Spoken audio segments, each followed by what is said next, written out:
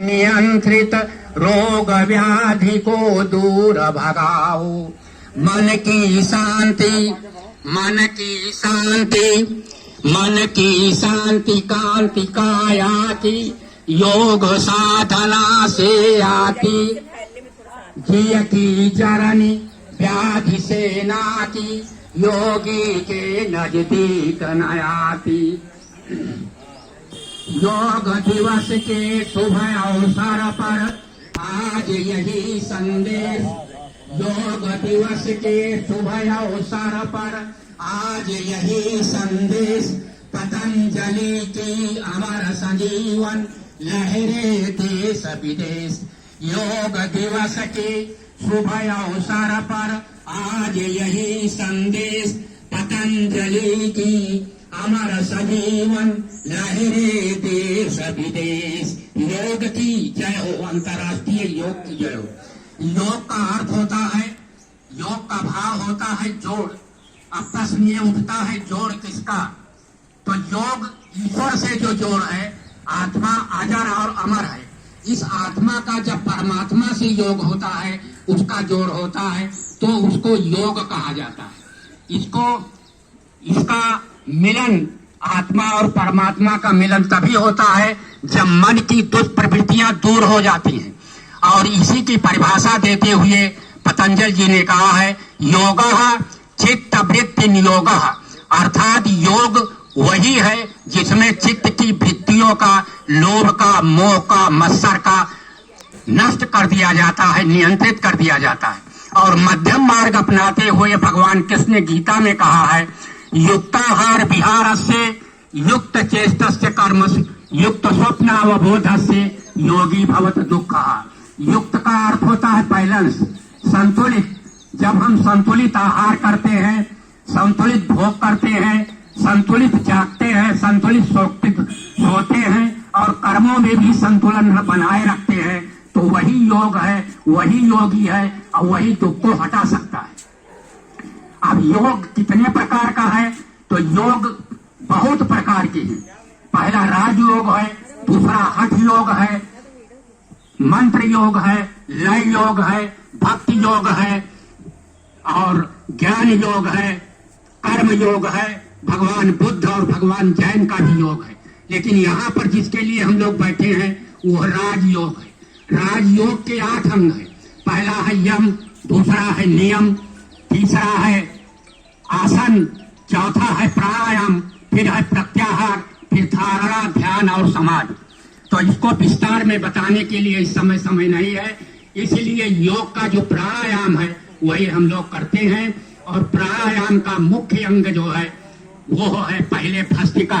भस्त्रिका लिया गया है, लोहार की जो भट्टी होती है जिससे लोहा गर्म होता है और बक बक करता है, उसमें हम भस्त्रिका सबसे पहले करते हैं, क्योंकि उससे उसका आकार हमारे फेफड़ों जैसा होता है। और फेफड़े में जैसे हजारों छेद होते हैं और वो जब ज्यादातर अधिकतर बंद हो जाते हैं तो हमें जुकाम सर्दी हो जाता है। तो सबसे पहले हमें एनर्जेटिक अपनी बॉडी को बनाना होता है, इसीलिए हम भस्त्रिका करेंगे।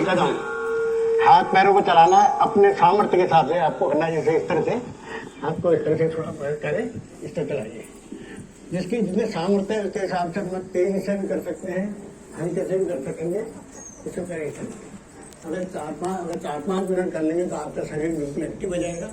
क्योंकि आप तो देखते होंगे खेलने वाले खिलाड़ी वर्ग जो होते हैं वो भी पहले फील्ड में उतर जाकर पहले और शुरू में ही वो इस तरह से अपने शरीर को एक्टिव कर रखते हैं। एक्टिव करने के बाद जो है दूसरा काम है, इसको आप 5 मिनट तक कर सकते हैं। उसके बाद ताड़ासन, अपने शरीर को तानना है बिल्कुल। दोनों हाथ में क्लाइंग बना करके अपने शरीर को बल जाएंगे। पंजों के बल खड़े हो जाइए, पंजे के बल खड़े हो, पूरे पंजे के बल खड़े हो जाएंगे। ऊपर तानिए, अपने पैरों का खिंचाव नीचे की ओर और हाथ का खिंचाव ऊपर सिर के ऊपर। अपने यही पंजों को मिला लें, पहले दोनों मिला लिए, पैरों को मिला लिए। हाँ, जैसे बिल्कुल मिला करके ऊपर खींचे और सांस भरी हुई हो, नीचे रख करके दोनों हाथ करके दाएं तरफ को झुके से, दाएं तरफ झुके। पहले जो भी क्रिया हो पहले दाएं ओर से, फिर फिर उसके बाएं ओर से, दाहिनी ओर से फिर बाएं ओर से करेंगे इस तरह से। और फिर बाएं इसको 3-4 बार इसको करना है। इसी तरह से दोनों हाथ दोनों पैरों को फैलाकर दोनों हाथ से इस तरह से करेंगे अपने हमारे अपने बना लीजिए दाहिनी तरफ को, फिर इस तरह से करें, बाएं तरफ को। फिर इस तरह से करिए अपने। हमको 3-4 बार इसको कर लेंगे तब फिर क्या यह एक्टिव हो जाएंगे। इससे पहले शरीर के लिए जरूरत है रीढ़ की हड्डी बहुत सही होना चाहिए, सही पोजिशन में। झुक करके जब प्राणायाम में हम कहते हैं शरीर को बहुत तान देते हैं, झुक करके कभी कोई प्राणायाम नहीं किया जाता है। तो प्राणायाम करने के लिए शरीर में तना हुआ चाहिए। तो क्या करेंगे, फिर इसके लिए क्रिया है अपने रीढ़ की हड्डी को सही करने के लिए अपने पैर के बंधों को 12 इंच या 15 इंच तक फैलाएं और इस तरह दोनों हाथों से आगे फैला करके हाथ भरते हुए पीछे को जितना झुक सकते हैं झुके पीछे, धीरे धीरे खाली करते हुए आगे झुकेंगे।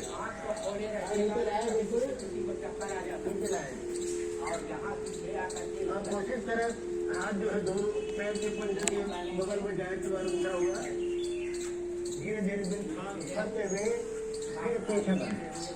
इसको आप जो है 8-10 बार कर सकते हैं। 8-10 बार करेंगे तो आपकी रीढ़ की हड्डी जो है बिल्कुल सही अवस्था में रहेगी, क्योंकि रीढ़ की हड्डी को सही रखना बहुत जरूरी है। अगर रीढ़ की हड्डी सही किएंगे तो आपका शरीर भी काम सही तरह से नहीं करेगा। कभी कोई भी खराबी आती है जिससे आपको इलाज कराना पड़ता है। इसके बाद आप आसन में बैठ सकते हैं। आसन में बैठेंगे, बैठ जाइए। स्थिर सुखम आसन कहा गया है, जितना आपको सुविधा हो। अगर आप पद्मासन में बैठ सकते हैं तो बहुत अच्छी बात है, नहीं बैठ सकते सुखासन, मतलब किसी भी स्थिति में, क्योंकि प्राणायाम करने में यह है कि आसन ऐसा जिसमें आपको आराम पहुंचे। अगर आराम नहीं पहुंचे तो आपका आसन सही नहीं पड़ेगा। आसन लगा सकते हैं, अगर आप लगा सकते पद्मासन में बैठ सकते हैं, दोनों पद्मासन में बैठना करें तो और प्राणायाम करते समय पहले मेरुदंड बिल्कुल सीधा रखें। कभी झुकके पर प्राणायाम नहीं करना है, बिल्कुल सीधा कड़ा हुआ रखें। दोनों हाथ जो है वज्रासन पर ध्यान मुद्रा या ध्यान मुद्रा में करेंगे या वायु मुद्रा, जिनको अर्थराइटिस पैरों में जिनके घुटनों में दर्द होता है वो इस मुद्रा में रखेंगे, वायु मुद्रा। इस तर्जनी को अंगूठे के नीचे मुंह में बैठाएंगे और 3 उंगलियां सीधे रहेंगे करके। अब मेरे को करना हुआ कभी झुकते न करें। तो सबसे पहले बताया, जैसे त्रिपाठी जी ने बताया था, सबसे पहले भस्त्रिका प्राणायाम। भस्त्रिका प्राणायाम करने में आप थोड़ा इसको अब थोड़ा ऊपर उठाना है तो और अच्छा रहेगा। वैसे तो ऐसे कर सकते हैं, अगर थोड़ा छोटी को जो है थोड़ा ऊपर कर लेंगे इस तरह से और सांस भरें और सांस निकालें। तो अपने डायफ्राम तक सांस भरना है और सांस को निकालना है।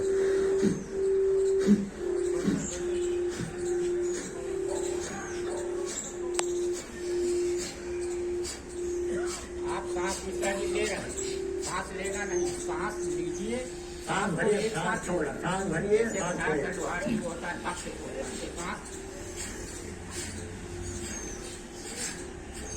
भस्त्रिका प्राणायाम जो है नाक से छोड़िए। इसकी जो है सूक्ष्म गति है, मध्यम गति खाली सांस और उच्च गति होती है। 3 गति है इसकी। जो लोग ब्लड प्रेशर के हैं या जिनको ब्लड प्रेशर के मरीज, हार्ट के मरीज हैं, उनको बहुत ताकत से नहीं करना है, उनको धीरे धीरे करना है। और बाकी जो लोग स्वस्थ हैं वो तीव्र गति से कर सकते हैं।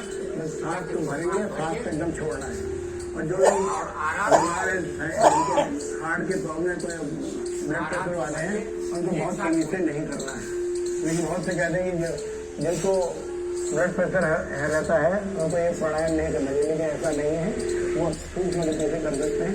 तो इसका मध्यम गति की तीव्र गति है इसकी, तो कर सकते हैं। तो 3 से 5 मिनट तक का प्राविधान है।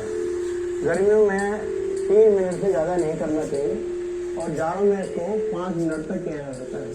यहाँ पर अभ्यास समय के हिसाब से हम कर रहे हैं, थोड़ा हर चीज़ के बारे में बताएंगे। तो भस्त्रिका प्राणायाम आप करिए थोड़ा। अब मेरुदंड को बिल्कुल सीधा रखिए, बिल्कुल रखना चाहिए, झुक के न करे कोई प्राण।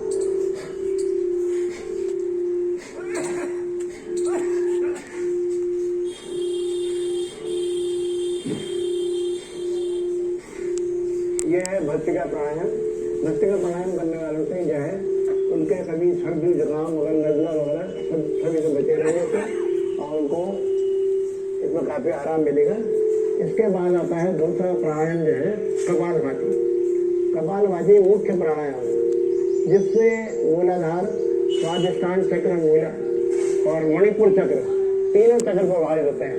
हमारे सिस्टम में जो हमारा यहीं पर है तो मूलाधार चक्र, स्वादिष्टान चक्र और मणिपुर चक्र, तीनों चक्र जो है वो प्रभावित हो सकते हैं। तो इस तरह बीमारी से बिल्कुल दूर रहेंगे। तो भस्त्रिका कपालभाति प्राणायाम की भी स्थिति है कि बहुत से लोग जो है, जब मैंने कहा ना कि जिनको बीमारी है मतलब हार्ट के वगैरह, तो बहुत ताकत से नहीं करेंगे, धीरे धीरे करते रहेंगे। इसके अलावा जो है बहुत से लोग पूछते हैं जिनको हर्निया की प्रॉब्लम है, वो प्राणायाम को करें नहीं करें, तो उनको भी करना है। लेकिन उनको करने से पहले उनको करना क्या है, पेट और कमर के बीच में एक पट्टी बांधना, पट्टी बांध करके और ये प्राणायाम कर सकते हैं जिनको हर्निया है। लेकिन उनको धीरे धीरे करना है। लेकिन बहुत से लोग कहते हैं कि जिनको हर्निया है उनको ये प्राणायाम नहीं करना है, लेकिन वही कर सकते हैं। उनके लिए यही है कि पेट और कमर के बीच में पट्टी बांध लें और उसका धीरे धीरे प्राणायाम को करें। तो इसमें करना क्या है, सांस को सिर्फ छोड़ना है, लेना नहीं है। जो सांस आपके अपने आप जाती है अंदर, उसको जाने दीजिए, लेकिन आपको छोड़ना है सांस।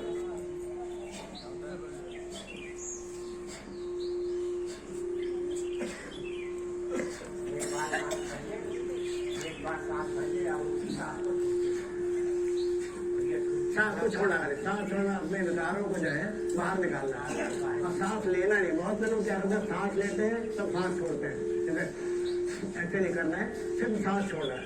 जो सांस अपने स्वाभाविक रूप में अंदर जाती है उसमें जान नहीं, क्योंकि जब आप सांस प्राणायाम करते हैं तो पेट अंदर जाता है और जब रुक जाएंगे तब पेट बाहर आता है।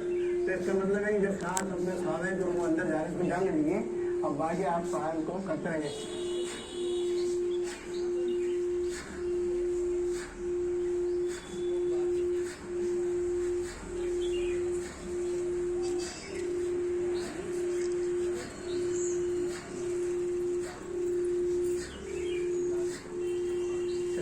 करते रहिए।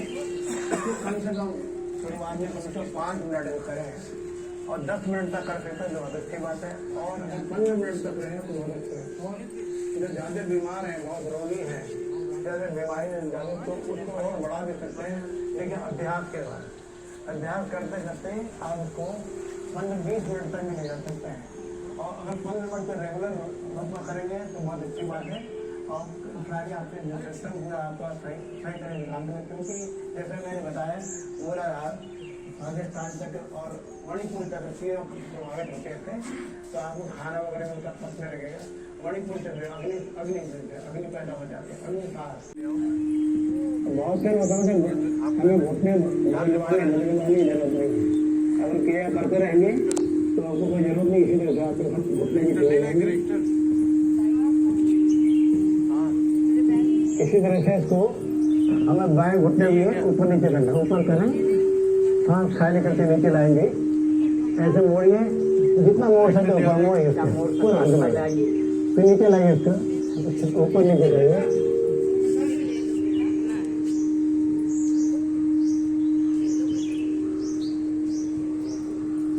इसके बाद जो है बटरफ्लाई, दोनों पैर के पंजों में डालें इस तरह से, और दोनों हाथों से कलाई बना लें इस तरह से, और दोनों घुटनों को ऊपर नीचे करें, इसको ऊपर नीचे करिए। इसको जितना चला सकते हैं उतना अच्छा रहेगा, तो खूब चलाइए।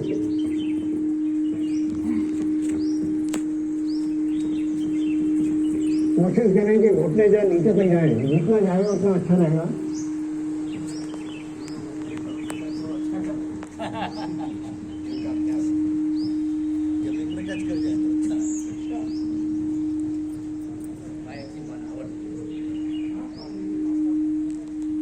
जितना कर सकते उतना अच्छा रहेगा।